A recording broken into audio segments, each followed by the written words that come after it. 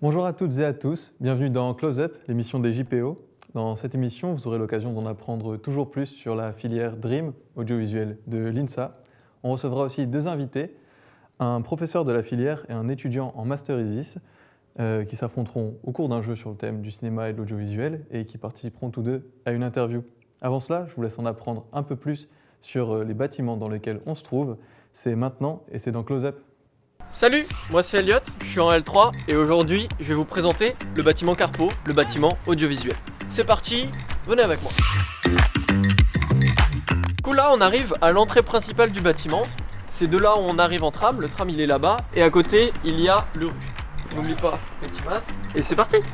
Du coup ici on est dans le hall de Carpo, il y a des escaliers mais ça on va y aller après. Tout d'abord on va aller voir quelques salles de cours.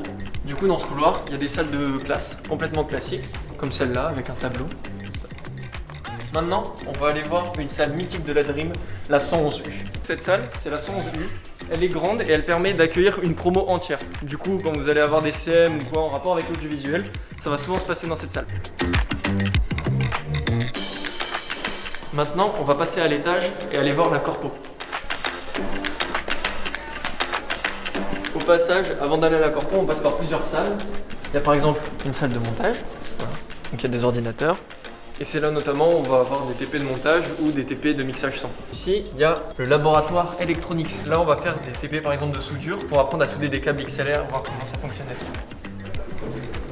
Et là, on arrive à la corpo. La corpo est gérée par une association étudiante appelée 3/4 de pouce. Cette asso étudiante organise notamment des événements et des concours de court-métrage. Là c'est Thomas. Ouais, bonsoir. Trésorier de l'association 3/4 de pouce. Comment ça va Ça va, ça se passe Regardez, il y a du monde, on vend des trucs, moi ça me va. Là c'est Simon, c'est le coprésident. Salut, ça va? Et après on peut acheter plein de trucs, poissons, à manger, tout ça. Et pour les adhérents, il y a même du chocolat chaud et du thé gratuit. Et là c'est Donovan, son anniversaire aujourd'hui. Bon anniv, Dono! Voilà, donc c'est un lieu convivial, on vient se regrouper ici, c'est cool, c'est tout le temps bon enfant. Là on est monté à l'étage, mais maintenant on va descendre dans les sous-sols de Carpo. C'est par ici, donc là on est de retour dans le hall, on va descendre cette fois. Et on tourne à droite, et là on arrive sur le plateau de Close Up, l'émission des JPO. Le plateau. Ça tape dur ici. Ça travaille hein. Petite caméra et tout. On est bien. On installe le décor. Il fait chaud hein. C'est un peu chaud au bout d'un moment, effectivement. Ouais. Maintenant on va passer à la régie. Ils vont bientôt être en réunion, du coup on va pas trop les déranger. Du coup nous voilà dans la régie. Là par exemple on a le mélangeur. C'est là où on peut choisir les caméras et tout ça. Et on peut faire des transitions. C'est magique. Oh, on le retrouve celui-là. T'étais pas... Non, je suis partout. T'es partout. C'est téléporte. Là c'est le pré-matériel. Au pré-matériel on peut tout simplement emprunter du matériel pour nos différents projets au cours de l'année. Il y a plein de trucs, des trépieds, des batteries, des chargeurs de batterie. Il y a Monsieur Weber, le gestionnaire du prêt. Plein de trucs, il y a plein de câbles. Il y a tout ce qu'il faut. Il y a des caméras là. Il y a vraiment tout ce qu'il faut au prêt. Maintenant, on va aller voir de l'autre côté du sous-sol et on va aller au plateau son. Là, sur le passage, il y a une salle de mixage son. Venez, on va aller voir. Ici, une table de mixage qui a été réparée par un ancien élève lors d'un projet de fin d'études. De l'autre côté, il y a une chambre sourde dans laquelle on peut tout simplement brancher des micros et les réceptionner sur la table de mixage pour ensuite les mixer à l'intérieur du logiciel. Et c'est comme ça qu'on va pouvoir enregistrer des musiques. Maintenant, on va continuer notre bout de chemin. Là, au bout de ce couloir, c'est le plateau son. Mais avant, on va aller voir une ancienne régie. Là, on est en urbex. Et là, on est dans une régie qui d'ailleurs a été fournie par Canal+. Donc on retrouve globalement les mêmes équipements, mais ça permet d'apprendre la base des bases de comment fonctionne une régie et le flux vidéo. Et de l'autre côté, là il fait tout noir, et on va y aller maintenant. Il y a un autre plateau.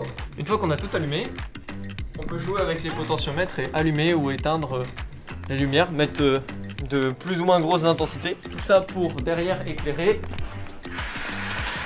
un fond vert. Comme ça, si on a besoin d'un fond vert pour X, Y raison, on a un grand fond vert qui fait toute la taille de la pièce. Et nous allons passer au dernier point du bâtiment Carpo, le plateau son. C'est un grand plateau sur lequel il y a notamment des estrades. Et c'est ici qu'a lieu le cours de Monsieur Combs, par exemple en licence 2, où c'est un cours de lumière. Mais il y a aussi pas que des cours, il y a aussi des événements, notamment organisés par 3/4 de pouce, comme le tremplin musical. Et voilà. On a fini le tour de Carpo. Maintenant, je rends l'antenne à Close Up. Salut! Merci Elliot, merci à toi. Et on se retrouve maintenant dans Close Up, l'émission des JPO, pour la première interview de notre premier invité.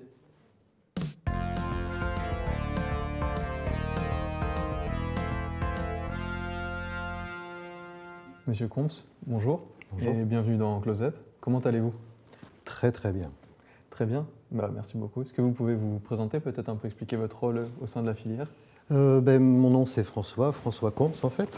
Et ça fait donc 22 ans que je suis ici, que j'ai le plaisir de travailler avec des étudiants comme vous. Voilà. Et mon boulot en fait c'est d'encadrer les projets des étudiants et puis de voir un petit peu, de les orienter, de faire en sorte à ce qu'il y ait des jurys pour pouvoir passer des contrats avec les étudiants. Cette notion de contrat, c'est intéressant parce qu'on les apprend à faire des projets d'initiative personnelle, mais à cadrer un projet, à passer devant des jurys, à passer un contrat avec le personnel du département, enfin de la filière audiovisuelle. Et ça les responsabilise un petit peu parce que les étudiants doivent nous présenter une équipe, des objectifs d'apprentissage, ils doivent nous convaincre en fait que le projet va leur permettre d'apprendre des choses. Et si on est convaincu, en fait, on passe un contrat, on dit top là, vas-y, ok, ton projet c'est validé, mais dans ce cas-là, on vous donne les ressources matérielles et humaines qui vont vous accompagner. Et l'idée, c'est que les étudiants gagnent, grâce au projet, de l'autonomie, gagnent en autonomie, mais aussi en compétences techniques, et qu'ils soient encadrés aussi par un personnel qui leur permet de progresser. La notion d'accompagnement des projets est importante, accompagner les étudiants. Donc c'est ça, c'est finalement, vous êtes professeur, mais c'est un rôle beaucoup plus large en fait que vous occupez au final. En fait, je fais partie du personnel BIATS à l'université. Alors il y a tout un tas de personnel, il y a des techniciens, il y a des ingénieurs à tous les niveaux. Et donc moi je suis plus affairé à tout ce qui est mission technique, voilà. Mais ça n'exclut pas des missions pédagogiques puisqu'on est avec les étudiants et qu'on les encadre sur la technique. Donc on est un peu à cheval entre les deux ici. Voilà. Et quel était votre parcours avant de rejoindre en fait, j'ai fait de la photographie. J'étais photographe au départ, donc voilà. Puis ensuite, donc j'ai fait la formation Louis Lumière, mais c'est à une époque bien lointaine. Maintenant, c'est fin des années 80. Et puis après, j'ai repris des études. J'ai fait d'abord photographe de plateau. J'ai fait photographie de mode aussi, photographie industrielle. Et ensuite, j'ai repris des études pour faire une spécialité en audiovisuel parce que je me suis rendu compte que j'avais la nécessité un peu d'élargir mes compétences et de m'ouvrir sur des domaines plus audiovisuels, plus larges. Je pressentais que le multimédia allait se développer. Et donc j'ai ouvert mes compétences sur d'autres formations, grâce à d'autres formations. Et puis après j'ai suivi des tournages, j'ai fait un petit peu de fiction et du documentaire. Voilà. Vous avez commencé sur la photo, mais finalement vous avez élargi vos compétences. Oui, mais je ne regrette pas. Un parcours assez complet au final. En tout cas diversifié. Diversifié, ouais. Complet, je dirais que c'est complet quand je serai presque mort, mais on n'est jamais complet. En tout cas, voilà, est-ce que j'ai eu la chance pour ma part d'assister à certains de vos cours? Est-ce que vous voulez parler par exemple des cours de pratique de lumière en L2? Oui, en fait, moi ce que j'aime beaucoup, c'est essayer de transmettre quelque chose qui est le plus générique possible, c'est-à-dire porter l'attention des étudiants sur le fondamental en fait. Et je crois qu'à l'université, on est très porté sur l'apprentissage du fondamental qui permet aux étudiants, après, d'être des personnes capables de réfléchir à des situations nouvelles. On n'aime pas faire travailler les étudiants, leur faire apprendre par cœur des choses. On est là pour leur développer chez eux l'accès à des connaissances fondamentales qui leur permettent ensuite de s'adapter à tout un tas de situations. Et on essaye aussi de les faire beaucoup réfléchir. C'est ça en fait l'université, je pense aussi au niveau de la formation, c'est apprendre à nos jeunes en fait à les accompagner pour faire d'eux des adultes qui sont capables ils ont un bagage théorique, un bagage de fondamentaux, mais ils ont aussi des expériences qui leur permettent de devenir véritablement des adultes vraiment très riches et capables de s'adapter à toutes les situations possibles, capables de réfléchir, voilà, vous voyez. Pas des automates, des gens qui ont véritablement... Justement, vous parlez un peu de ce que vous essayez d'inculquer aux étudiants et qu'est-ce que vous pensez un peu des étudiants que vous avez justement ici dans l'université? Moi, je trouve, je le dis, de toute façon, je ne m'en cache pas, je pense qu'on a vraiment beaucoup de chance d'avoir des étudiants et de travailler avec eux. Il faut aimer ça. Mais moi, j'adore ça. Donc, puis c'est très enrichissant parce que je pense que les étudiants m'apportent au moins autant de choses que moi je leur apporte. Si j'ai à supposer que je leur apporte des choses, mais ça, c'est à eux à le dire. En tout cas, moi, ce que je peux dire, c'est que de mon côté, les étudiants m'apportent beaucoup et je suis très content, très heureux de travailler avec eux. J'ai trouvé mon job et j'ai trouvé ce que j'aimais faire, en fait. Est-ce que vous voudriez peut-être ajouter quelque chose pour potentiellement les futurs élèves qui nous regardent, peut-être leur donner cette motivation de venir nous rejoindre? Oui, et ben en fait, c'est de leur dire que en fait, il y a une vie ici, c'est une véritable vie. C'est aussi, il y a une famille, il y a des enseignants vous êtes là, en fait, leur dire qu'effectivement, c'est un métier de passion, que vous êtes tous animés par une passion, mais il y a aussi une véritable vie étudiante. Les étudiants s'aident, s'entraident mutuellement. Vous avez, il y a de l'énergie, en fait, dans cette filière. Une véritable énergie positive. Les étudiants ont envie de construire des choses, ils ont envie de démolir les montagnes, même s'ils n'y sont jamais arrivés, mais ils ont envie de le faire. Et c'est ça la vie, c'est vouloir démonter des montagnes, même si on n'y arrive jamais, quoi. Et ça, les étudiants, c'est typiquement ça. Ils veulent faire des choses. Bon, parfois, on les freine un petit peu, on essaie de les cadrer. Mais tant qu'il y aura cette espèce de croyance à vouloir démolir les montagnes, il y aura de la vie. Et ça, c'est ce que je leur dis. Si vous voulez vraiment faire des choses intéressantes, apprendre, acquérir des compétences audiovisuelles, venez chez nous. Parce que nous, on sait ça fait quand même depuis 1976 qu'on existe. Donc, on a construit aussi les filières, la formation en fonction des besoins des entreprises. Donc, quand vous venez chez nous, on n'a pas inventé un master qui ne correspond à aucune réalité d'entreprise. Donc, c'est en fonction des retours de l'industrie, de l'entreprise, qu'on a construit nos formations. Ce n'est pas l'inverse. Et donc, de leur dire, voilà, il y a de l'insertion professionnelle. Mais en plus de ça, en plus de ces compétences, vous allez avoir l'occasion, avec vos camarades, avec vos enseignants aussi, d'acquérir des compétences, pas des compétences, des savoir-vivre peut-être aussi. Parce que les étudiants, entre eux, en fait, s'apprennent mutuellement à vivre ensemble, à vivre en communauté, à travailler ensemble aussi. Vous voyez, c'est tout un ensemble.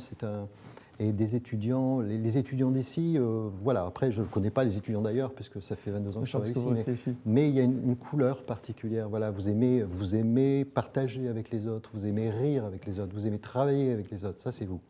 Voilà, c'est ce que je peux leur dire. On en avait déjà un peu parlé tout à l'heure, mais c'est vrai que l'audiovisuel, c'est un métier qui se pratique en équipe et ensemble. Oui, tout à fait. Comme beaucoup de métiers d'ailleurs, il y a beaucoup de métiers où l'esprit d'équipe est quelque chose de très important à acquérir. Je vais devoir vous ralentir un peu. En tout cas, merci beaucoup pour vos réponses. J'espère que vous avez encouragé les gens qui nous regardent. Pourquoi pas, si vous avez envie de nous rejoindre. Venez. Vous ne partez pas tout de suite, vous restez encore avec nous pour un petit jeu. Mais en attendant, je vais vous laisser découvrir les différents masters possibles de faire dans la filière. C'est maintenant et dans Close Up.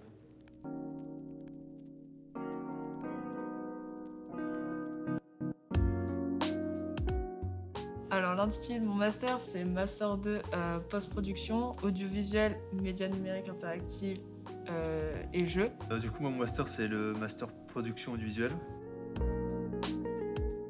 Donc on gère tout ce qui est le casting, les acteurs, le crew, tout ce qui est technicien, tout ça, plan de financement, à gérer un budget, à faire un devis, toutes ces choses qui permettent au tournage d'exister. On a des matières plus pratique, dépouiller un scénario, à voir de quoi on a besoin avec un scénario pour prévoir qu'est-ce qu'on va devoir louer, où est-ce qu'on va devoir tourner, quand, comment, combien de temps, etc. Donc s'il y en a qui se sentent un peu délaissés en images, peut-être qu'ils choisissent la prod, ça permet de faire plus de projets comparé aux post-prod qui ont des projets vraiment basés 3D. Alors en Master 1, on a énormément de cours en commun avec les prods. Donc c'est beaucoup, on a pas mal de cours de gestion de prod. On a aussi les fictions qui du coup sont un trop bon exercice pour faire de l'audiovisuel, donc faire des films et tout, où chacun peut un peu s'exercer dans sa spécialité. Nous en post-prod, on a de la 3D, on a du motion design, du compositing, tout ce qui est intégration 3D, enfin on fait vraiment de la VFX. Moi ce qui me plaît le plus c'est les tournages. J'adore ça. On a l'occasion d'en faire dans à peu près toutes les matières. Donc moi, j'aime bien être sur les tournages et aussi en post-prod. Donc, par exemple, pour les fictions, j'avais pris des rôles où je pouvais être sur le tournage et d'autres rôles où je pouvais un petit peu plus être en post-prod. Et ce qui est intéressant surtout, c'est les intervenants extérieurs.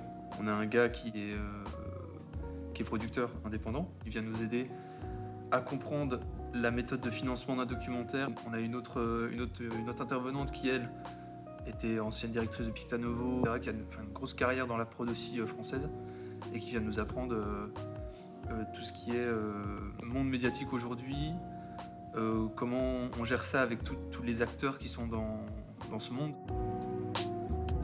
Mon alternance, je l'ai fait avec Viastoria à Strasbourg. Voilà, c'est une boîte télé, captation d'événements, studio, enfin tournage en studio, web TV, ils font plein de trucs. Moi j'ai bossé avec eux 1 an, j'avais déjà fait des stages avec eux, puis là il y a le gros stage de 6 mois qui arrive pour les M2. J'ai 3 grands domaines, en fait je sais pas trop quoi choisir. Le premier c'est le domaine du live, donc de la régie sport.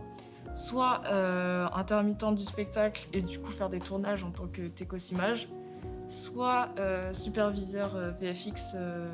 Donc là, mon stage, je vais le faire chez Micros, où du coup, je vais faire Cordo VFX. C'est genre la plus grosse boîte de VFX de France, donc j'ai vraiment hâte. J'ai le MGPR qui arrive la semaine prochaine. Donc lui, c'est un très très gros truc. On fait une grosse expérience interactive qui s'appelle Staraxia. Voilà, c'est une grosse expérience où on est englobé dans un espace visuel et sonore. Et on va pouvoir interagir avec le décor, l'univers, etc. avec des capteurs de mouvement. Alors j'ai fait plein de types de projets assez différents. J'ai fait pas mal de clips. J'ai fait aussi pas mal de fiction. Là, en post-prod, ce qu'on fait, c'est une intégration 3D d'un petit deck. Donc on a tout fait. On a fait de la photogrammétrie. Donc c'est quand tu prends des photos d'un objet et après ça le fait en 3D. On a fait du coup de la modélisation 3D. On a fait de la prise de vue de lumière pour pouvoir la reproduire dans le logiciel et tout. Je suis assez contente. Je sors de là en sachant faire des trucs, quoi. Faut bosser à côté. C'est pas la fac qui va vous aider à vous développer et tout. Il faut se bouger soi-même. Ce qui m'avait plu à la Dream, c'était l'équipe créative au niveau des étudiants. Il faut que vous vous poussiez tous ensemble. Franchement, faites plein de projets extérieurs.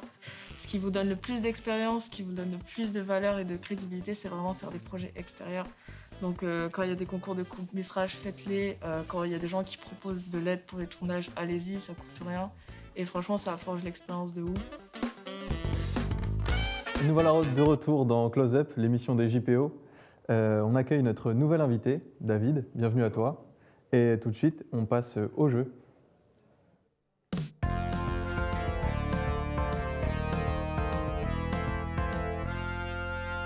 Donc le jeu de cette émission, ce sera le au plus proche. Donc règle assez simple, je vais vous poser une question à tous les deux. La réponse sera à chaque fois un nombre, et celui qui sera le plus proche de ce nombre aura gagné, d'où le titre au plus proche. Est-ce que tout est clair pour vous? Est-ce qu'on peut commencer? Donc je vous laisse vous préparer, prendre vos ardoises, et puis on va partir. Donc première question, en quelle année le réalisateur Maurice Cloche a-t-il remporté un Oscar pour son film Monsieur Vincent? C'est un jeu de chance. Ouais, plus ou moins, ça dépend. Comment le nom du film? Les questions. Monsieur Vincent. Donc n'hésitez pas à écrire, puis à montrer vos réponses peut-être à la caméra. Être plus grand alors. Peut-être un peu plus grand, ouais. Bon, c'est la première, c'est pour se mettre en jambe. Je vais vous demander, monsieur, de me donner votre réponse. Alors, on a quelle année? 92. 92 et 82, vous êtes tous les deux assez loin. C'était 1948, donc tu remportes le point quand même, David, c'est le but du jeu. Il va falloir aller peut-être un peu plus vite pour me donner vos réponses. Allez. D'accord. Et prochaine question, peut-être un peu plus simple. Combien de super-héros sont apparus dans le film Avengers Endgame? Combien de nouveaux super-héros? Combien de super-héros au total? Au total. Donc ça en fait pas mal, effectivement. Donc n'hésitez pas, écrivez ce que vous pensez, puis montrez vos réponses. On a 22 et 12, c'est ça? Alors c'était 36, donc voilà, un partout, égalité, comme quoi rien n'est encore joué. On a toujours le même nombre d'unités. Question suivante. Combien coûte un film en France? Donc ça, si vous avez été attentif pendant vos cours de L3, vous devriez le savoir. Ah, c'est un chiffre. Me montrer vos réponses.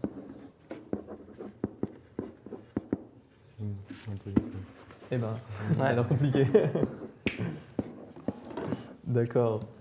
Donc on a 1 à 5 et on a 6 millions. Et la réponse c'était 5 à 6. Donc je ne me vois pas vous refuser de points, hein, parce que vous y êtes plus ou moins tous les deux. On vous départagera De 500 000 par la à 6 suite du millions jeu. De 5 à 6 millions. De 5 à 6 millions d'euros. D'accord.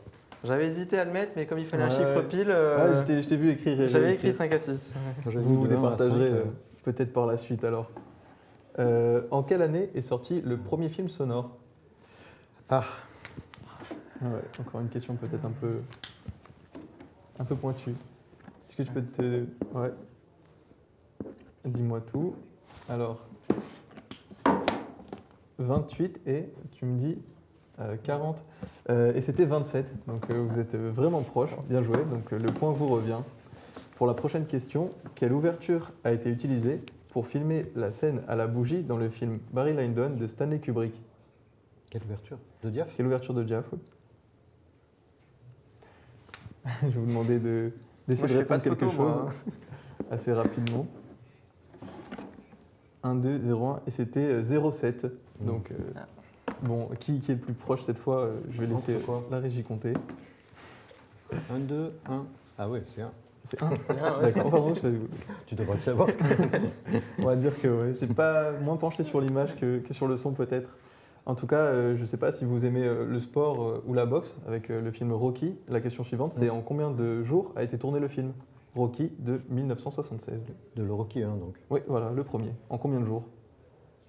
Alors écrivez vos réponses et puis on verra. Je vais vous demander de répondre assez vite quand même. On a encore 2 questions après ça. Alors tu me dis, d'accord. Ah ouais, d'accord, 605 et combien? 90 Non, jours? 60. Ah, 60. D'accord. Ah oui, 60 jours, pardon. Mais vous êtes assez loin tous les deux, c'était 28. 28 jours. Ah, bon, Donc, encore la vous êtes main. quand même plus proches, mais tout de même assez loin. Avant-dernière question. Quelle est la prochaine édition du Festival de Cannes? Donc, La prochaine édition. ouais. C'est la combienième? Ah. Pareil, je vais vous demander d'essayer de répondre assez vite. Festival de Cannes. Ça date, le Festival de Cannes. Effectivement. Je peux consulter mon Non. téléphone? Malheureusement, ce n'est pas dans le règlement, pas de téléphone, c'est interdit, ça serait de la triche. Je vais vous demander de me dépêcher. Si vous ne savez pas, essayez quelque chose. Et puis on verra bien. Alors, j'ai 70 et 90, c'est la 75e. Ah. Donc, tu es le plus proche. Bravo. Dernière question, peut-être celle qui vous départagera. Quelle est la durée du premier film d'animation? Donc, je vais vous demander la réponse en minutes. Oui, quelle est la durée du premier film d'animation? Ça peut vous aider, le support, c'est argentique. Et je vais vous demander de pareil répondre assez vite pour qu'on puisse savoir qui La va gare. gagner alors. La gare de... Je sais pas quoi. Avec le train. Alors, montrez vos réponses et puis dites-les moi. On a 4 et 1 minute. Et c'était 3 minutes. Ah, Je suis plus proche. Donc, Et toi donc voilà, encore une fois. Je vais demander à la régie, Monsieur Combs, félicitations. 5 à 4, vous êtes le vainqueur. Ah. C'était une partie serrée. Et puis, donc, bravo à tous les deux. Monsieur, merci beaucoup d'être venu dans l'émission. Je vous en prie, Merci c'était un beaucoup plaisir. d'avoir répondu à nos questions, d'avoir donné de votre temps. Tout de suite, on va regarder la boîte aux questions. C'est maintenant dans Close Up.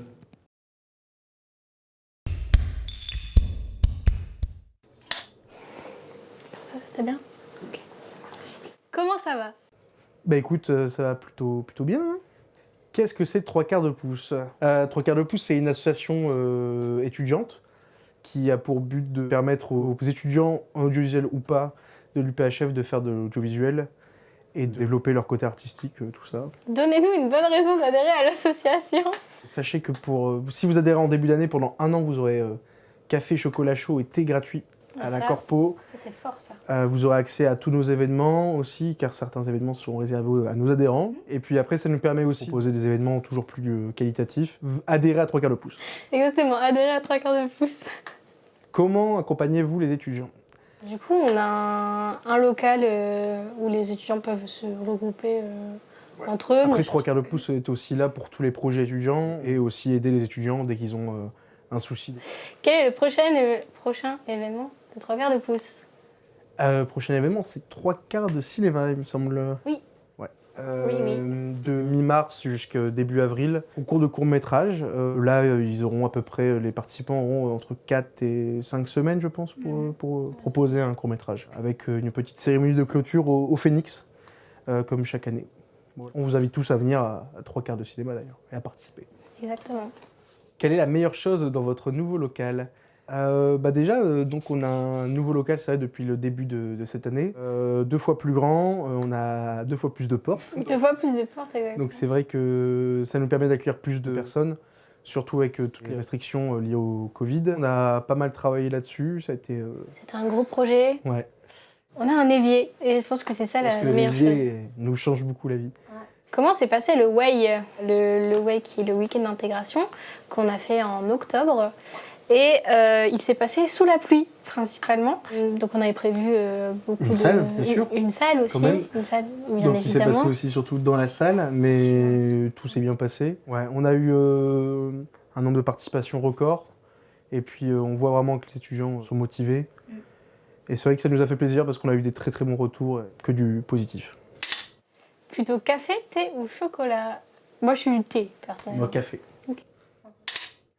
Plutôt concours de court-métrage ou tremplin musical? Moi je dirais tremplin musical quand même. Parce que c'est vrai que pour nous c'est un plus grand défi. Parce que c'est vrai que là on réalise, on crée quelque chose, alors qu'un concours de court-métrage on encourage les autres à créer. Quel est votre film préféré?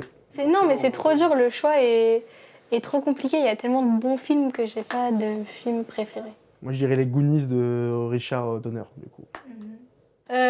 Du coup Dirty Dancing. Dirty Dancing, très bon film. Il était parfait. Un mot pour la fin. Merci à l'équipe de Close Up, je pense, pour cette émission. On a hâte d'accueillir aussi les futurs étudiants. Et voilà, on accueillera la rentrée prochaine. En tout cas, 3 quarts de pouce sera toujours là. Pour vous. À bientôt. On est de retour dans Close Up, c'est toujours moi, c'est toujours la même émission pour les JPO. Tout de suite, on continue avec notre deuxième interview.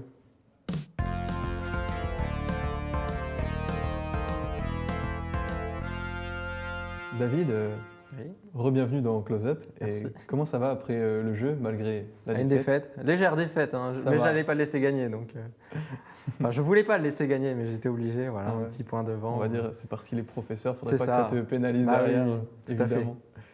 Donc, tu es étudiant ici. Oui, depuis 4 ans. Depuis 4 ans, donc tu es en Master ISIS. C'est ça, Master ISIS, première année.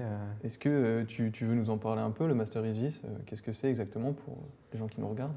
Donc le Master ISIS, c'est le Master Ingénierie des systèmes images et son, donc qui est vraiment technique par rapport au Master Production et Post-Production. Et donc on étudie tout ce qui est traitement du signal, compression, acoustique, programmation graphique, de l'anglais bien sûr. Voilà, globalement la maquette. D'accord, c'est peut-être un peu plus technique, un peu moins... C'est un peu plus technique, c'est plus mathématique, c'est plus scientifique. C'est beaucoup de travail également, tout comme les autres bien sûr. Et par contre, ce master-là a l'avantage d'être proposé en apprentissage. Et donc là, au sein de la promo, on est 90% en apprentissage. Est-ce que tu fais toi-même du coup Je fais un apprentissage, voilà. Donc un apprentissage qui est sur un rythme 1 mois. D'accord. Donc 1 mois à l'université, 1 mois en entreprise.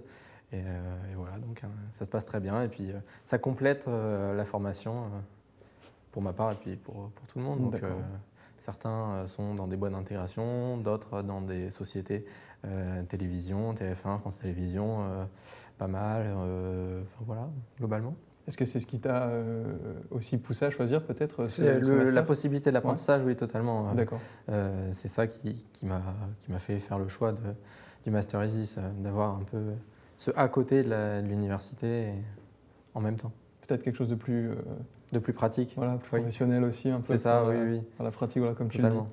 Tu le dis. Sinon, de façon plus générale, qu'est-ce qui t'a poussé à venir faire tes études ici Déjà, la localisation, je suis de Saint-Amand-les-Eaux, donc c'est pas trop loin d'ici.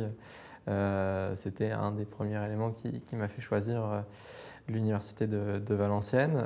Après, l'offre de formation, j'ai fait ma licence entièrement ici. Et puis, donc, ça a été la continuité, finalement, le Master ISIS.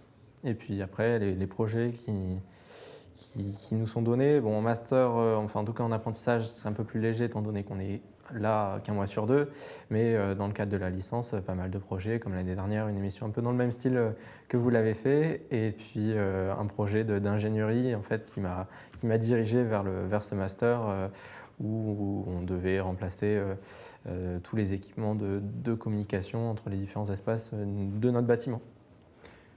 Donc déjà assez chargé tout ce que tu as fait, mais cette année aussi est chargée, puisque alternance, machin, mais il me semble aussi qu'à côté de tes études, tu es auto-entrepreneur. Oui, depuis 2018, en fait, dès que j'ai eu mes 18 ans, j'ai créé ma petite société dans le secteur de l'événementiel. Donc pas l'intégration, vraiment l'événementiel, sonorisation, éclairage pour le spectacle, pour les tremplins. On en parlait il y a quelques minutes dans les magnétos. Voilà, je soutiens 3/4 de pouce par exemple pour leurs événements, donc des concerts, je le disais, des festivals. Là, depuis, on a été fortement impacté bien sûr par la crise du Covid. Mais Je me permets de te couper, j'en profite que tu parles du Covid pour préciser que si on ne porte pas de masque pendant l'émission, c'est parce qu'on s'est fait tester. Bien entendu. On se permet de ne pas les mettre. Donc je t'en prie, continue. Oui, donc le Covid qui nous a bien impacté. Coup de bol, à partir de juin, juillet, on a eu une forte reprise, très, très intense, jusqu'en novembre où le retour du Covid avec les différents variants est arrivé. Et là, actuellement, on est sur une période assez creuse, mais on attend l'été, le printemps vivement. La période estivale. Voilà. Ouais. Est-ce que c'est pas un peu compliqué de gérer autant de casquettes à la fois, auto-entrepreneur, étudiant, salarié C'est compliqué, oui et non. Après, c'est des choses de passion que je fais, que ce soit avec l'auto-entreprise ou en tant que salarié. Donc oui, ça prend beaucoup de temps, mais j'y prends plaisir et j'essaye de faire le mieux. Voilà. En tout cas, ça n'a jamais vraiment été un doute pour toi de faire de l'audiovisuel? Non, ça c'est sûr. Non. Bah, en fait, j'étais musicien avant tout. Très jeune, à l'âge de 3 ans, j'ai commencé par l'éveil musical, ensuite du violon, des percussions, l'Orchestre symphonique de Saint-Amand-les-Eaux et finalement tout ce domaine du son, de l'image, de la lumière, quelque chose qui m'a attiré et j'ai suivi là-dedans dans mes études. Enfin, voilà, c'est Peut-être qui t'a poussé aussi à faire justement de l'événementiel de par toi-même. Voilà. Et peut-être qui t'a permis d'arriver aussi peut-être avec un bagage technique déjà dans cette c'est filière. Sûr, oui. Ça aide beaucoup les projets à côté, le parcours que j'avais déjà pu avoir avant d'arriver ici. Et c'est ça qui est intéressant. Et on a cette volonté ici de partager cette connaissance, de donner un petit coup de main quand les plus jeunes ne connaissent pas certaines choses. Enfin voilà, c'est ce qui est intéressant. Et à l'inverse, c'est donnant-donnant, on en apprend sur d'autres domaines. Et justement, tu parles de partager. Est-ce que tu voudrais partager un petit mot de la fin peut-être pour convaincre ceux qui nous regardent de nous rejoindre si jamais ils hésitaient encore? Ils peuvent nous rejoindre parce qu'on a de très beaux projets ici et c'est très intéressant et on apprend beaucoup sur tous les domaines. Et je pense qu'une personne qui sort d'ici est sur le terrain une sorte de MacGyver, il sait s'adapter à toutes les situations un peu. Eh bien, merci beaucoup pour l'interview, merci pour tes réponses. Merci à toi. Et donc, bon, malheureusement, vous l'aurez compris, c'est la fin de cette deuxième émission. C'est pas la fin de Close Up. On se retrouve pour une troisième émission à 16h où on aura de nouveau 2 invités, de nouveau des interviews, de nouveau un jeu et l'occasion d'en apprendre toujours plus sur la filière audiovisuelle de l'INSA. Je vous laisse, je vous souhaite une bonne fin de journée. À très vite dans Close Up.